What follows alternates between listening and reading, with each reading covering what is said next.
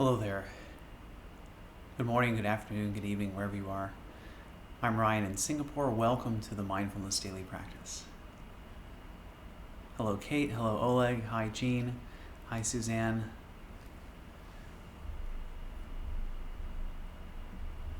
Hello, Liz. Hello, Janice. Hi, Leslie. Hi, Edelyn.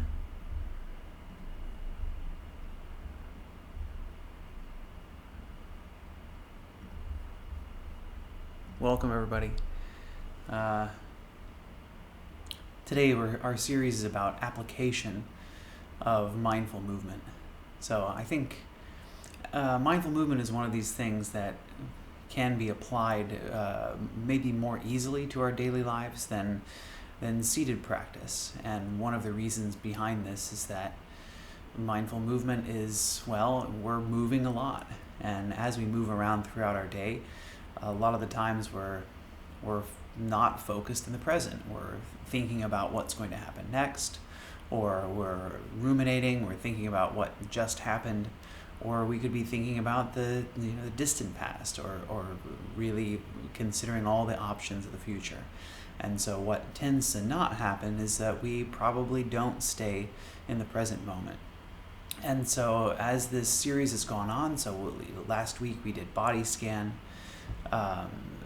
So we've been doing this transition, moving from using body scan as a foundation and moving towards mindful movement. So, first, can we bring this high quality of attention and awareness to the present moment, to our bodies, and can we learn to tune into the subtle sensations that we feel in the body, besides the large, more intense sensations? And mindful movement helps to, we do create some sensations. As you stretch, as we did yesterday, we're stretching, we're feeling sensations in the side body, we're feeling sensations in our legs. And so what we can do in mindful movement is intentionally bring attention to those areas of the body. So the practice today that we'll be doing is the practice that is most applicable, at least for me anyway, in my daily life. The thing that I'm doing a lot is walking around. So we walk, if you're in the office, you get up from your desk, you walk to get your printout, you walk to the bathroom, you walk to the coffee machine, walk to the water cooler, you walk to your coworker's desk, and even if you're at home, you still do a lot of walking. So we transition from here to there, and seeing these kind of transitions we have in our daily life. And so one of the most applicable practice to learn when it comes to taking mindfulness off the cushion and bringing it into daily life is mindful walking. So that's what we're going to do today.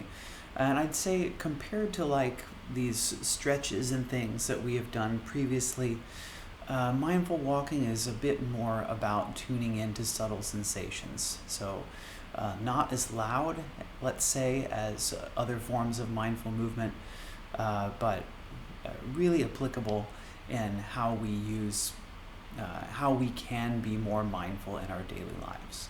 And I find that this is, as we talk about application, this is kind of like what can be really useful about teaching ourselves, about using practices like mindful movement, about taking this off the cushion and bringing mindfulness into the daily life. As you do that, you'll find that the time that you spend in meditation, let's say, is longer. And so the more that you get used to being mindful in the present moment, or paying attention to what's going on right now, instead of this mindless wandering forwards and backwards in time. And I want to emphasize that it is mindless. If we're intentionally planning, or we're intentionally considering and contemplating what has happened, this is different from mind wandering. So this is where this kind of unintentional mind wandering Sometimes it feels like the brain's hijacked, like I just can't stop thinking about this. And I think that most of the time we don't even realize that the brain's hijacked, that we're thinking about things that we don't want to be thinking about. And quite recently, in fact, as I've been re-bolstering my mindfulness practice, I'm noticing, I'm like, oh wow, I'm thinking about that again. Wow, what a surprise. I thought that this wasn't that important to me. Wow, interesting that my mind and my thoughts are going back to this event again.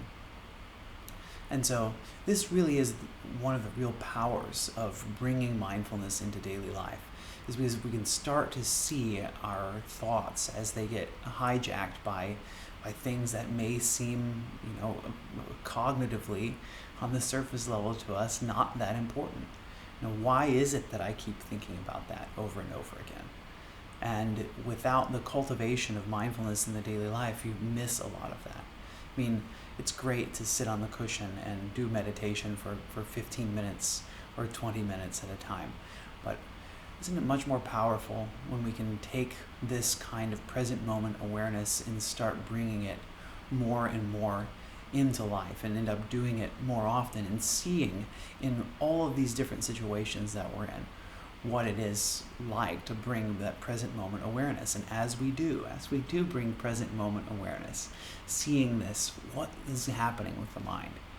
And it is this kind of cyclical thinking that is the root of anxiety. And I point in this direction because anxiety is that uncertainty of the future. So constantly working through, what might happen in the future, and this causing us a lot of suffering. We're going backwards and thinking about, this is what's gone wrong. Here are all the things that have gone wrong, and here's what needs to be fixed. And this constant cyclical thinking back here can be this root of depression. So, and we've talked plenty of times about neuroplasticity. What you think, do, and pay attention to changes the structure of the brain. Excuse me. Usually when we're talking about neuroplasticity, we're talking about the benefit of mindfulness. So as you drop into present moment awareness, it becomes easier and easier to stay in the present moment.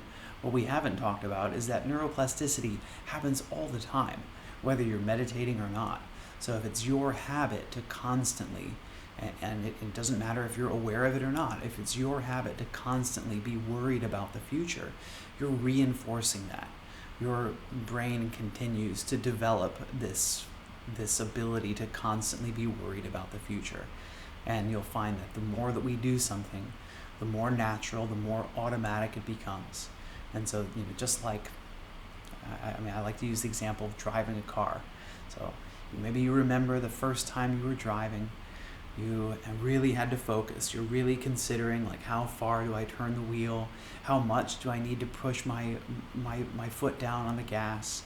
And we're noticing how much pressure, feeling the pressure in the bottom of my foot, feeling what it's like to be turning the steering wheel. We have much more awareness of all of this. And then over time, as you do it more and more, you find that the awareness of this disappears, because through training, through neuroplasticity, like riding a bike, you don't have to focus so much on it anymore, because your brain creates shortcuts so that you can do all of these things without thinking a lot about them. So this is this is how neuroplasticity works. And so similarly, when we're constantly moving into the future, constantly going back and ruminating on the past, it becomes completely automatic, that we don't even realize that it's happening anymore. So mindfulness is the opposite of this. It is whatever we're doing, even if it's something that's habitual, even if it's something that you've done so many times. If you ever watched a baby learn how to walk, you can see what a challenge it is, how much effort, how much mental energy the baby is putting into trying to learn to walk. It's not something that's automatic. There's a lot going on in walking. And so it's something that we do all the time, and it's going to be our dedicated practice for today. So we're going to do a little bit of mindful walking today and see if we can bring back that present moment awareness to our walking and learn that as we learn to do mindful walking, it's something that we can bring throughout our lives and intentionally come back to the present and start to be more mindful in daily life. And as we're more mindful in daily life, start to see the effect that it has. Start to see it training our new default mode instead of going into the future or going back into the past. Instead, we're here, we're present, we're focusing on what it's like to be here and seeing the power of this change as we develop it more and more in our lives. So, welcome everybody. We're going to get started here soon. So today's practice a little bit different in that it's going to be walking. So, and walking doesn't mean you need to have a big space. So I've just allocated this space here in front of my sofa to be my walking area. And so you also can just take a very small space. In mindfulness-based stress reduction, we use about the size of a yoga mat. And it doesn't even need to be that far. I mean, if you can take 3 steps, that's already enough. Maybe 2 steps is enough. So let me get adjusted here. Okay.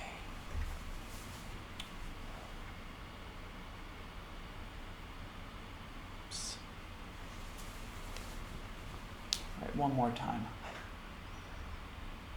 So I encourage you to get into a posture of standing.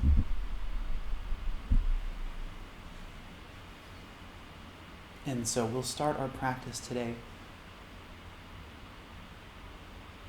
just by standing.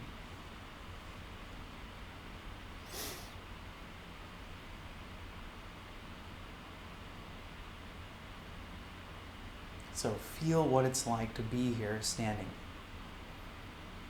Something that you do all the time, but something that you may not bring that much attention to.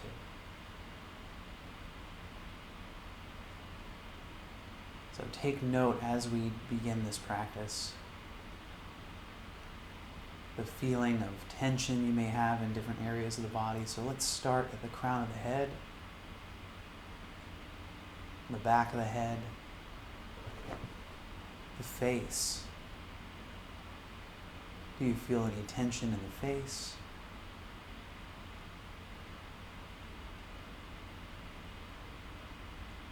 How about the back of the neck?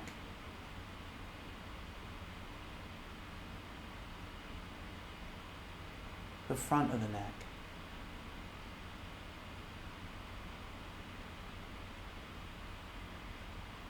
The shoulders? The arms, the hands, so just observing. Maybe we come across some tension, possibly by observing that tension goes away, or maybe it doesn't. Just observing, looking at the state of the body. So we feel into the upper back, the lower back, the chest, feeling the chest moving as you breathe.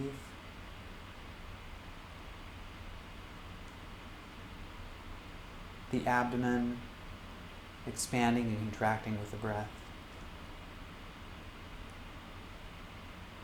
The pelvis.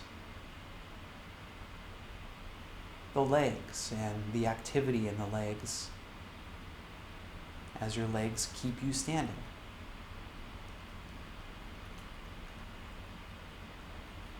The knees, the lower legs, the ankles, the tops of the feet. And then now as we bring attention to the soles of the feet, can you feel the pressure between the soles of the feet and the ground that you're standing on? And me, I'm standing on a carpet right now, so I can feel the sensation, the texture of the carpet against my feet.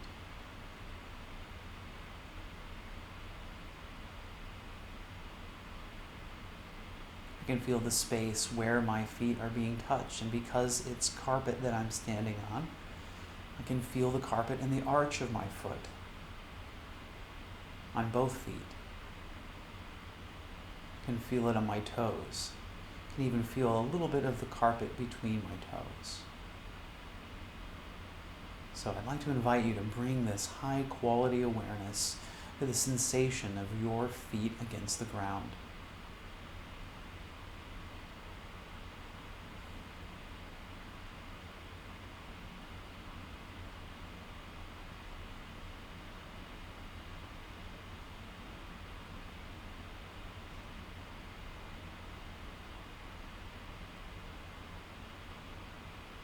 Parts of the feet are not touching the ground. But can you notice that line, that boundary where the feet are touching and then where the feet are not being touched anymore? So for me, I'm feeling the side edge of my foot. So at the sole, where the sole becomes the side edge, can you feel that exact space, that little line around the perimeter of the foot where the foot is no longer being touched?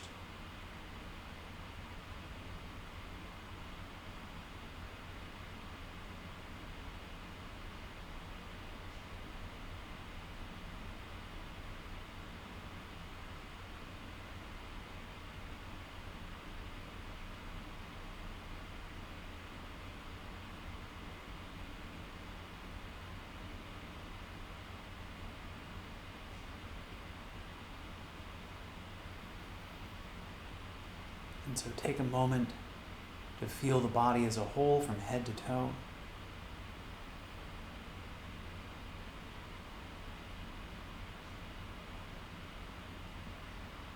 And when you're ready, I'd encourage you, if your eyes are closed, to open your eyes.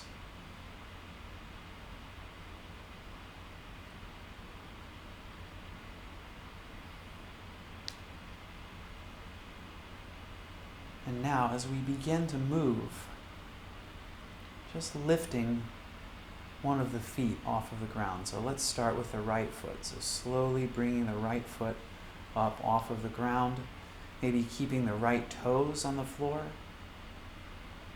So feeling the difference here as we balance a little bit.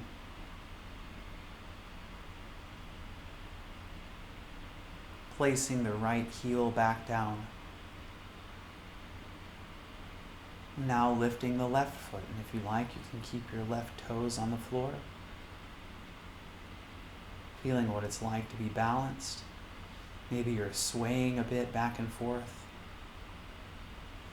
Maybe you can feel micro movements in the foot and the ankle, and then placing that foot back down. And so choosing whatever your boundary is today. So for me, I just have 3 steps in each direction, and you also can have such a small area. So we'll bring some extra attention to our walking, and the way we'll do it is by having attention to each step of the process. So we'll walk in a way that isn't quite so natural. So let's begin by lifting the left foot, swinging the left foot forward, placing the left foot on the ground in front, and then picking up the right foot, swinging the right foot forward and placing it next to the left foot.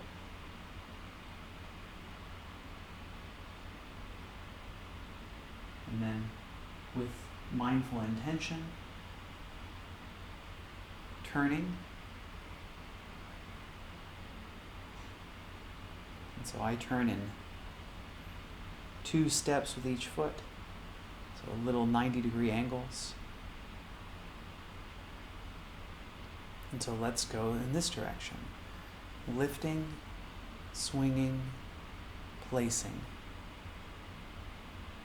And now holding the attention at the soles of the feet. So feeling as the profile of the foot against the ground is changing. The right foot, lifting, swinging, placing. So the object of the meditation is the soles of the feet. Lifting, swinging, placing. Lifting, swinging, placing. And now I'll turn around. And so the whole while, the primary object of our meditation is the soles of the feet.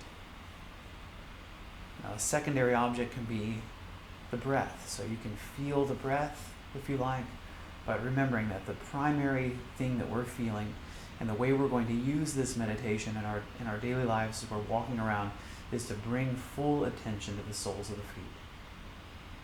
So lifting, swinging, placing. Lifting, swinging, placing. Lifting, swinging, placing. Lifting, swinging, placing.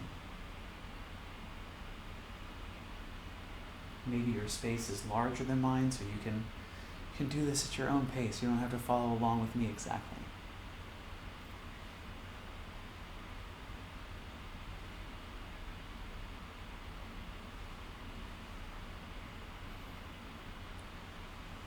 Lifting, swinging, placing, and noticing the balance. Lifting, swinging, placing. Lifting, swinging, placing. Lifting, swinging, placing.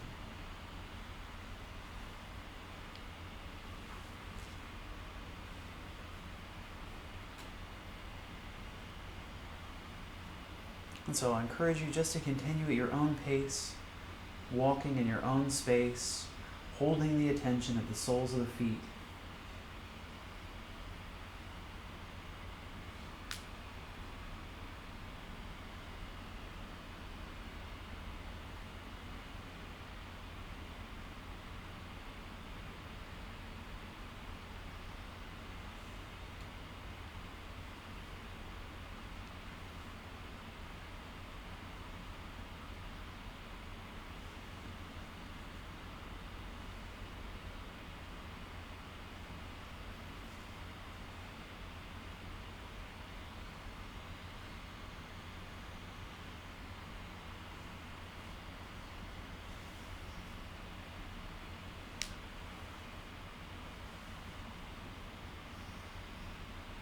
And at any point, do you find your mind wandering? If you do, just take a moment to acknowledge that it's happened, because it's already happened.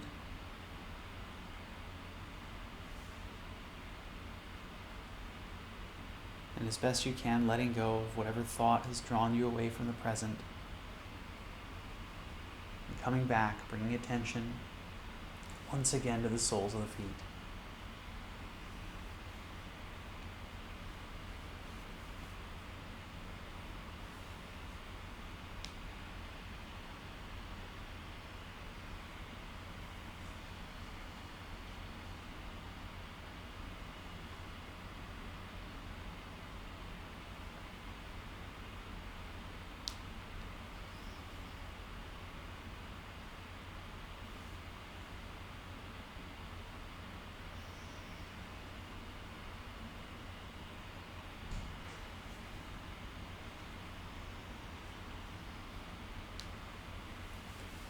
What else has changed? Do you feel any changes in the pace of breath, in the heart rate, temperature of the body?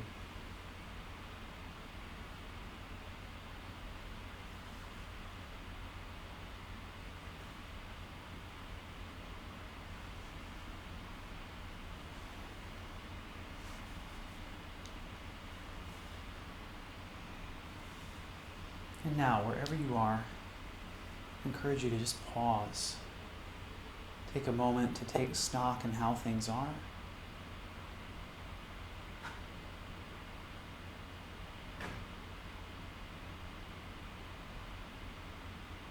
Notice the soles of the feet.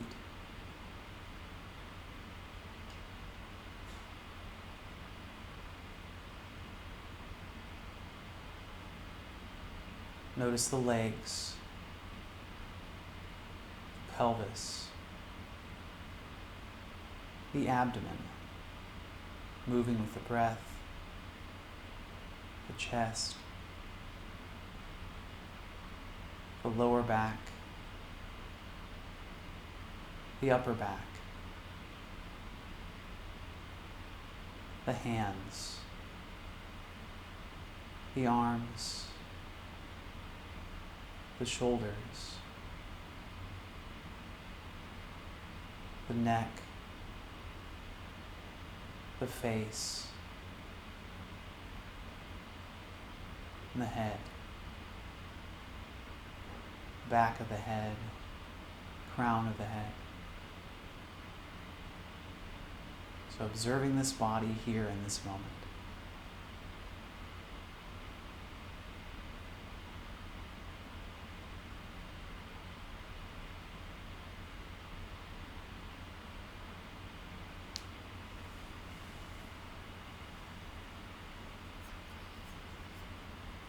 So now we'll close our practice today with 3 rings of the bell.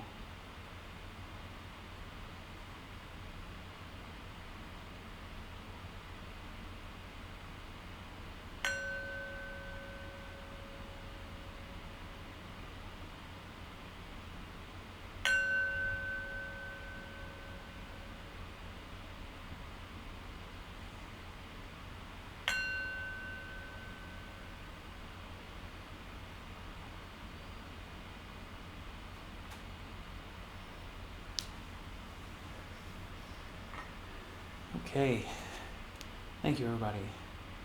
Thanks for practicing this with me today. I'm just curious, how did it go?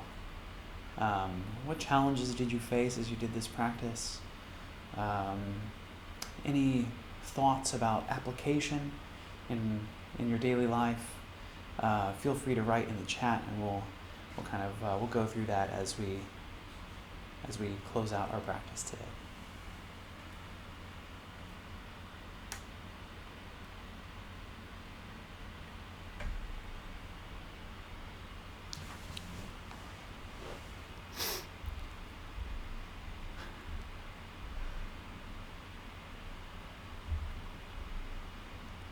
So just looking back in the chat, Rachel talks about just being hijacked. That idea. It happens to me all the time. But most of the time I don't tune in to that I'm being hijacked. So it's definitely worth, and that's it. Is like, I'd love to do it all the time. I'd love to notice every single time I'm hijacked. But, if I find that, I can't really express, I don't know how meditation works, but I do know that when I'm meditating often and I'm meditating enough, then I can notice when that hijack happens a bit more easily. So this is really, this is why I'm here. The reason that I'm here doing this daily practice is because I've seen so much power in my daily life bringing attention into the present moment. Practicing bringing my attention into the present moment has been the only way for me to be able to notice these things that are going on. So I encourage you to keep trying and see if it happens for you. Maybe I'm unique. Maybe it's this is just how it works for me. But I think that if it works for me, I suppose there's research that shows that it does work for a lot of people. So give it a try. See if by bringing attention into the present, you can start to notice that time that your mind gets hijacked, that you go, oh, I'm not thinking about, I'm not doing the thing that I should be doing right now. Thanks, Rachel, for that comment.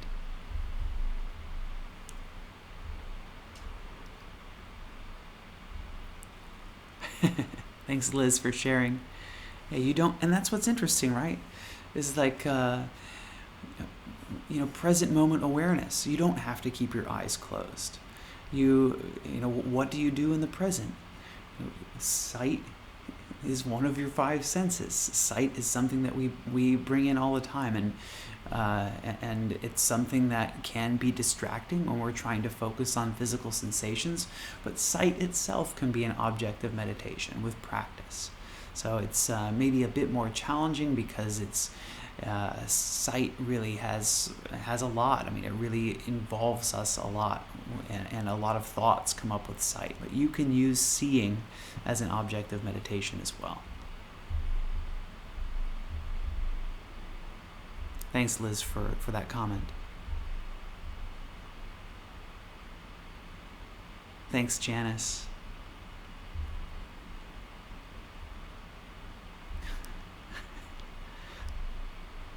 And no worries about, Liz talks about losing count of the paces, but as long as your eyes are open, you're not going to walk into a wall. So I would encourage you to keep your eyes open as you do this practice.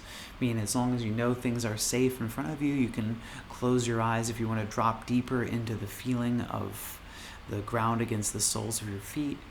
It can be helpful, but do be safe as you do this practice. Oh, Barbara shares, I was aware of the amount of data my toes send to my brain about balancing. I know. And that's what's so interesting, right? Is like this is happening all the time. Like we're always getting all of this data. It's just that we don't necessarily notice it.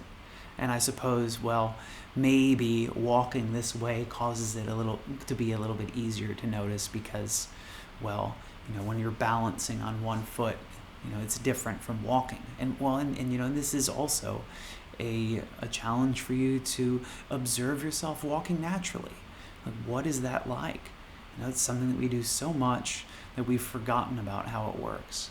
You see a baby walking, you go, oh, there's really a lot to it. So can you feel, walking at a natural pace is actually kind of a constantly falling forwards. That we're walking fast enough that we're constantly just about to fall forward and our foot catches us just in time. But we don't really feel it because you're just so used to walking.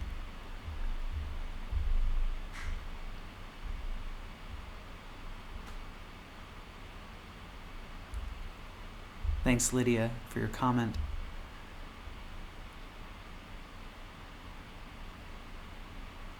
Thanks, Danielle, for being here. Thank you, Kate.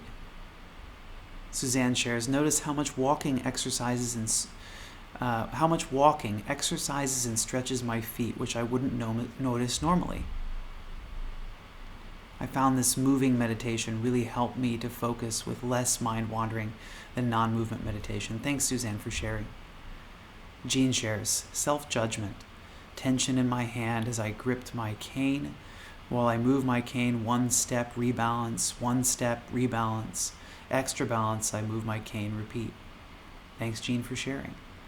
And, I guess the question is why self-judgment? Where's the cause of self-judgment? Is it, does it have to do with not walking, having some assistance while walking? And if so, what, this is you. Why judge yourself for how things are?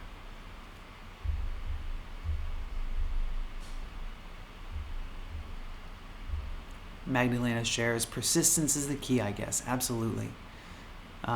Would encourage you to keep coming back. And not that you need to practice with me. You can certainly practice by yourself. But to keep practicing. Would encourage you to take no less than, if you really want to see the power of mindfulness, take no less than 2 months of daily meditation. Meditate every day for 2 months, and try to meditate for longer and see what happens. See if you can notice a shift in your perception.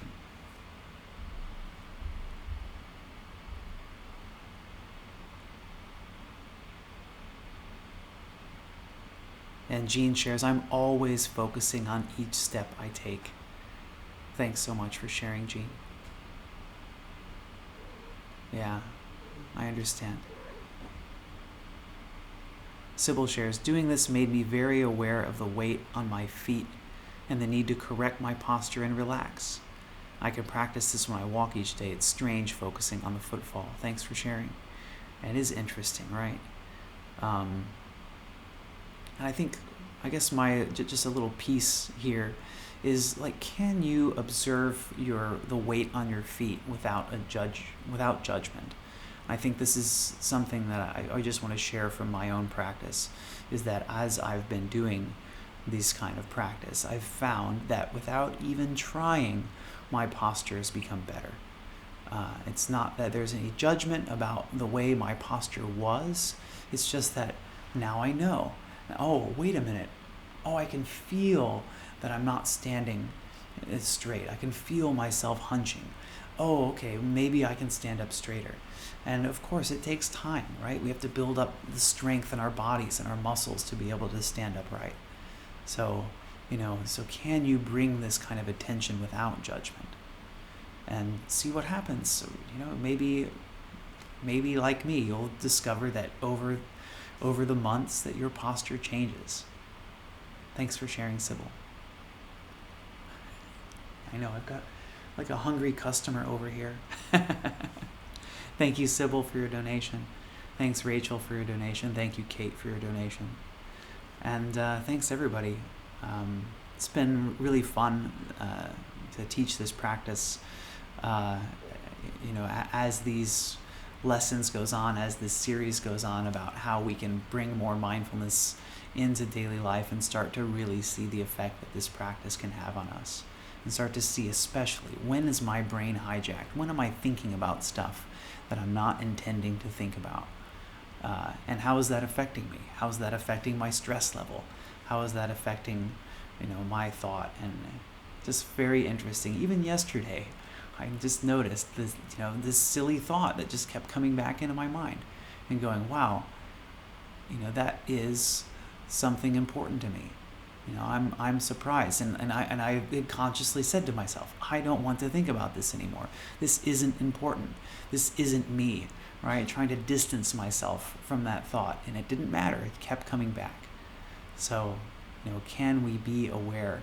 And what's the point, right? Is it to judge myself for having that thought? No, it's that interruption, right? It's that interruption. Just like when we're meditating, you notice you're distracted. You just, for that moment, go, oh, I'm distracted. Let me come back to my breath. So using that same skill, that same technique from meditation, and bringing myself back into the present.